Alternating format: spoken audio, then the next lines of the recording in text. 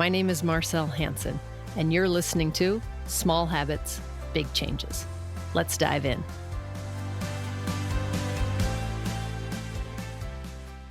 Welcome. If you were with us last week, you got a sneak peek, a review, synopsis of an earlier interview that we held this spring with Dr. Janine Krause. We had a lot of requests to encapsulate the second part of Don't Die, and so we brought that to you today. You'll want to listen up. I'm begging you. Don't die. You have lots of options here to live the fullest life you possibly can. And Dr. Janine Krause gives you all sorts of great tidbits. And really, the two of us would love for you to become your own best doctor. Without further ado, let's get back to our interview with Dr. Janine Krause. Here we go. Checking your pulse, like if you were to check it when you were laying down, say when you get up in the morning, just before you get up, it's 42. When you stand up, you're looking for just a minor uptick, or you mean in general, every single day, that sleeping, resting heart rate? Justin, before you even get up, just before you get up, I want to see your heart rate before you bring your head off the pillow. Yeah. I want to see if it shifted at all, because that resting heart rate can give us a lot of clues as to if your nervous system's taking hits. Yeah.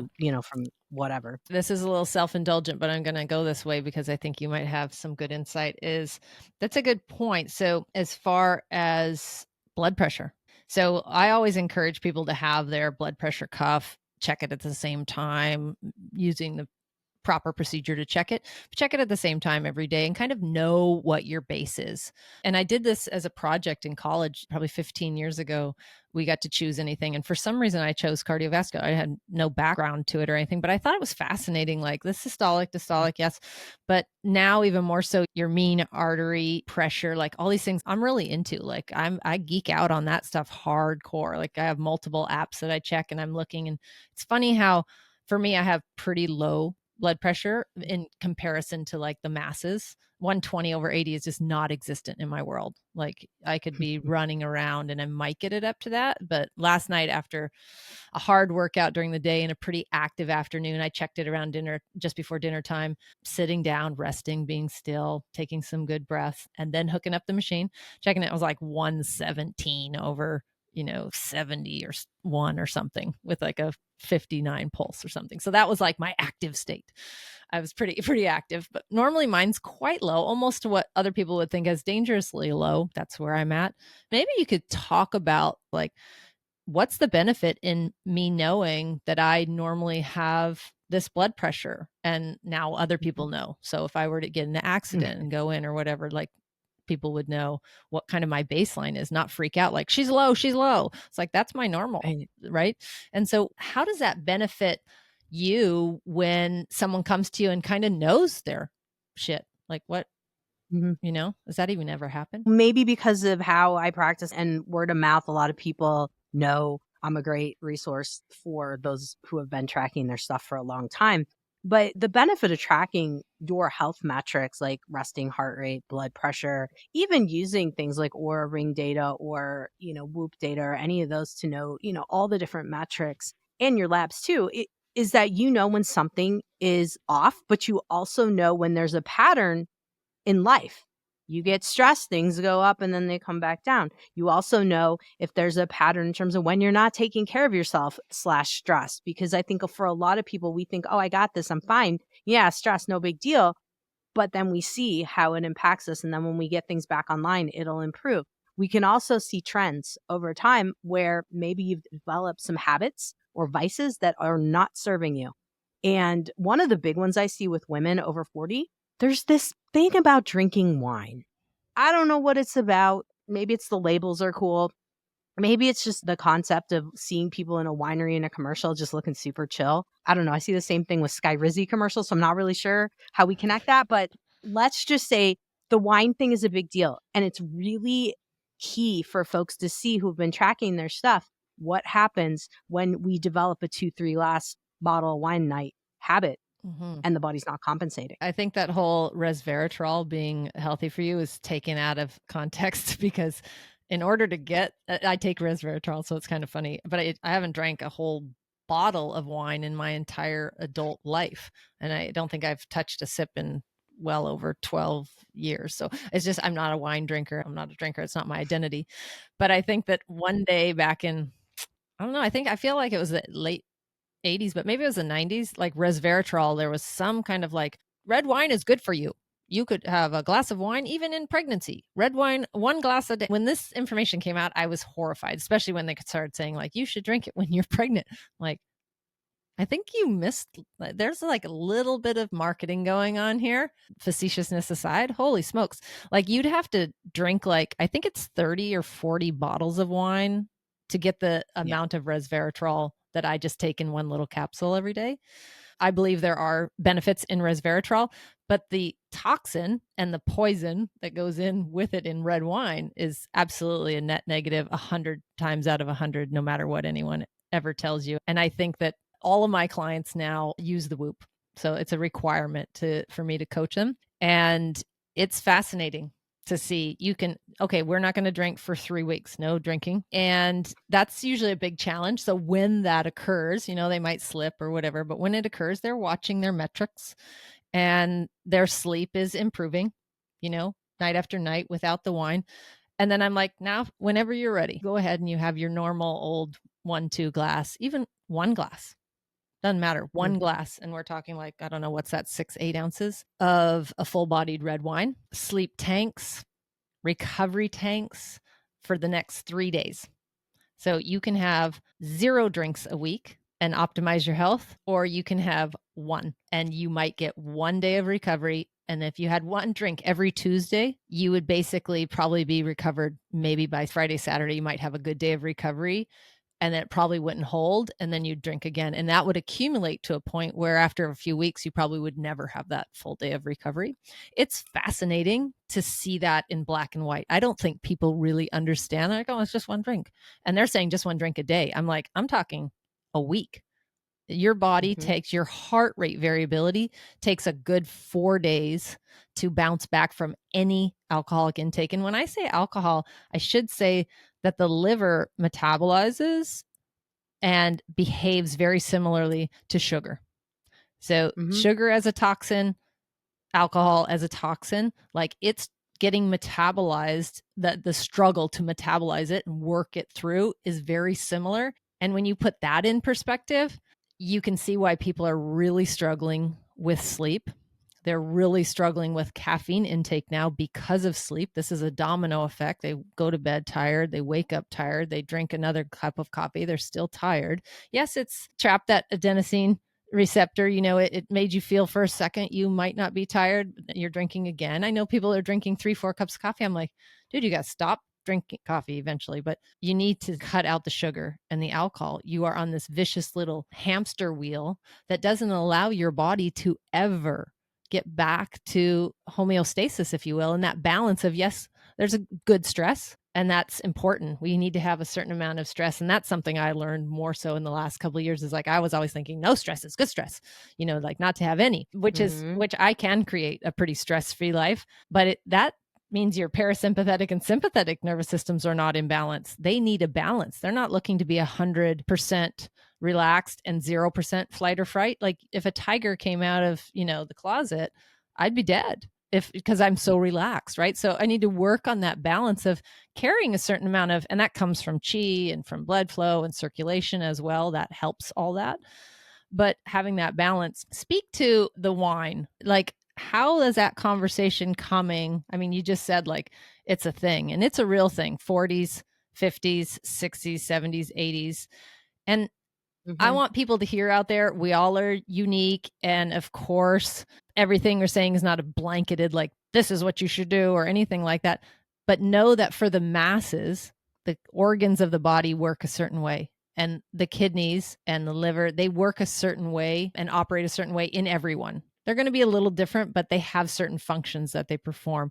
And taking in toxins of any kind, whether that's breathing paint fumes, drinking alcohol. I say that because I grew up in a machine shop and I sniffed a lot of epoxy primer. And let me tell you, it's a great smell. But I still get reminiscent when I get nostalgic. I walk by a body shop downtown and they don't have full filtration system. I smell just a whiff of it. I'm like, oh, my childhood. It's actually a great thing for me, but today's day and age, I would not be sniffing that all the time. It's deadly. But, sugar content, alcohol content, these things that are really taxing the body. How would you recommend, and you don't have to use a real life example, but someone listening who's like, where do I start? Like, okay, you're right. I do drink 1, 2, sometimes 3 glasses of wine a night. And especially when my friends are over, we down 2 bottles like lickety split. And I don't know what happened on a Saturday night. And I don't feel good for a few days, but like, what's the beginning point for you? Like, other than awareness? Because if they've come to you, they have a certain level of awareness that, like, I don't think this is going to work. I'm like 50 and I've been doing this for 10 years. Am I going to make it to 60 or 70 and be able to still pick up my grandkids? Like, what do you say to that? Breaking that habit, shifting that mindset? First and foremost, it's finding something to sip on when your friends are over or when you're out, and finding your go-to that's not an alcoholic drink, but feels very luxurious, like it could be. I've gone as far as having people have them get a seltzer water with lime and put a little umbrella in it, because sometimes people are afraid to like admit that they're cutting down on their drinking in certain circles. And so that's kind of like one of the things I play with. Oh, I got my I got my gin and tonic, but it's really not gin and tonic, right? It's just, you got seltzer water. Water. You could do tonic, you could do like the natural tonics. I mean, you could do those kind of things too, or like the LaCroix or whatever, and spice them up, with a little lime, with a little lemon, with fruit. So I'll often do, and I'm actually speaking from experience because I got into wine a little bit as a coping mechanism to wind down after some of my stressful days as a doc. And I had to kind of be like, all right, this isn't working for me. Now, there's some really cool herbal elixirs out there that folks have created, tonics that taste good. And they've got adaptogenic herbs like holy basil to help you wind down. They've got matcha and chamomile, things like that, all these fun things. Yeah, you could go that route. Typically, matcha I wouldn't do for trying to calm down. That's your morning shot. If you're finding yourself drinking screwdrivers, vodka, and orange juice, go to matcha. In the evening, though, if you're doing the wine in the evening, there's companies like Seedlip, which is an herbal, non-toxic, elixir, I'd call it. And so there's different things that you can do. Some folks even do great with just tea, just getting some tea and putting some lemon in and just making it nice and luxurious there. And it's just the art of sipping. Now, the other thing that I'll catch people on, and will really get some thought process going, is if they're having food sensitivity kind of symptoms along with drinking, now the gut's kind of funky, they feel like, oh, maybe I've got different food allergies, and we run a test.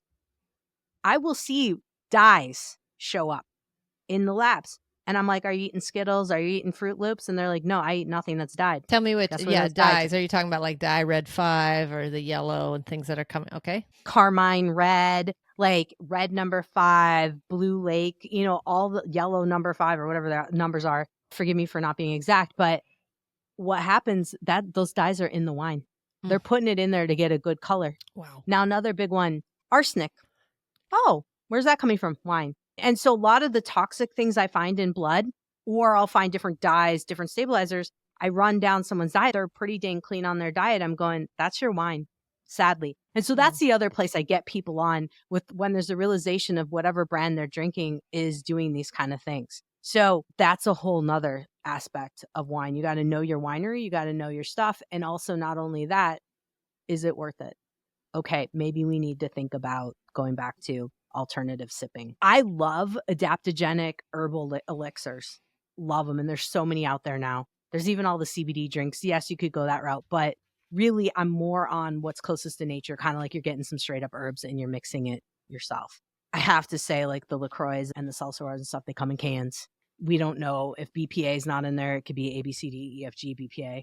So really, you do want to start thinking about how can I make something herbally that is filtered water and maybe has a fruit or something in it. Yeah, exactly. So that's kind of how I train people to kind of step out of the drinking.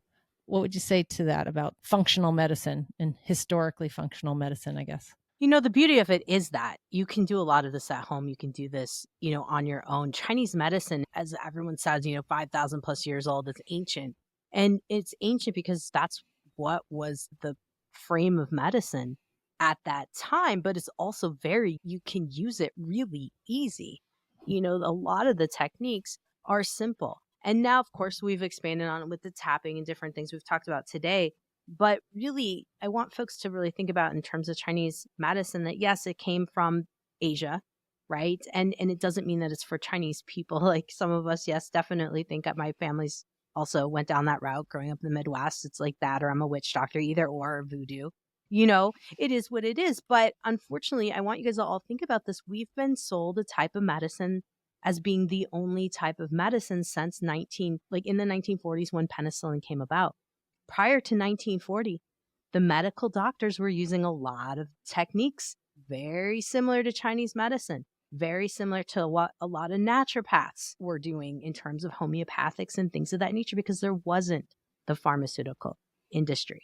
And so I want folks to really understand that Chinese medicine really was incorporated in different aspects into Western medicine. We have cups that were used. There's a museum just north of me in Wisconsin that has cups for suction and has ultrasound and different kinds of things that we think now is all, alternative medicine things. And unfortunately, that was this mainstream medicine. And unfortunately, society kind of diverted once we found that we had magic pills like penicillin. And you know what? I'm not knocking that wasn't a life-saving medication, because we do have some.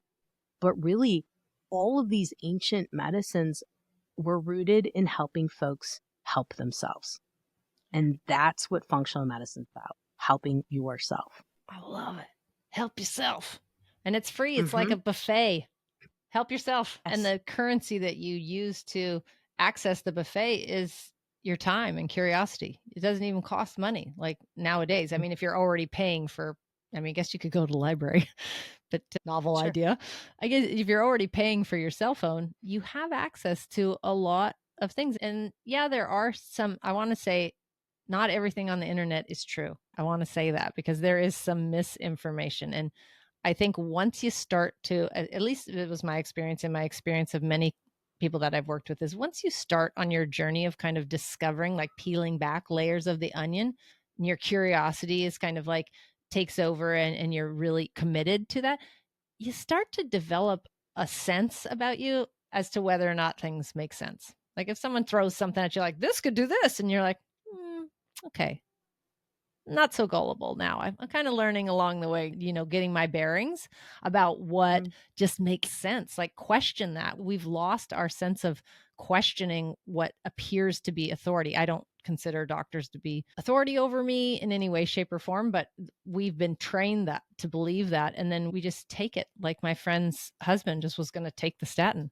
Like, even though his wife is a functional practitioner, I was like, what?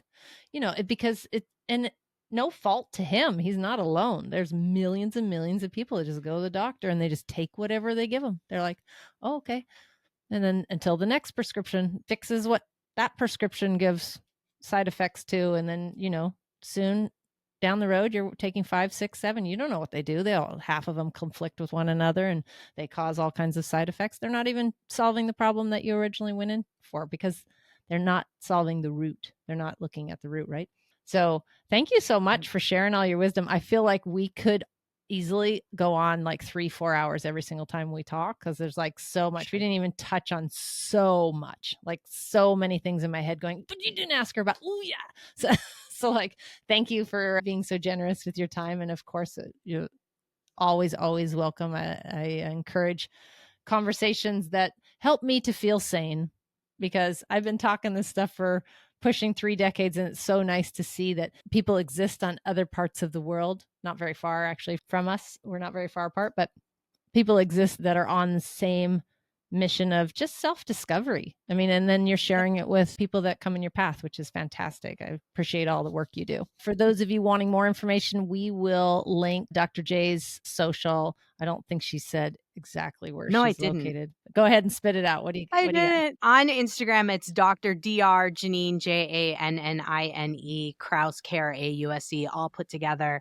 And then drjkrauseND.com is my website. Those are the best 2 places to find me. And of course, my podcast is linked in there as well. It's called the Health Fix Podcast. Awesome. I love the Health Fix Podcast. A good variety of stuff that you bring in. And wow, any last words of wisdom? It's just stay curious about yourself. Yeah. Really, just stay curious, question things, and become your own best doctor. That's all I can say. Awesome. Thanks again for your time today. And for all of you out listening, feel free to comment below if that's available. Otherwise, listen for the outro and you can join our wellness texting community. Until next time, y'all be curious and stay awesome. Thank you so much for listening today. If you feel any part of this episode resonated with you, then please consider sharing it with a friend who may also find value in it. And remember to hit that subscribe button if you haven't already. And before you go, did you know we have a fantastic free text community? If you want more bite-sized health hacks and reminders delivered directly to your phone, absolutely free, then text keyword YES to 206-483-2960. Again, that's keyword YES to 206-483-2960. And we'll see you on the inside.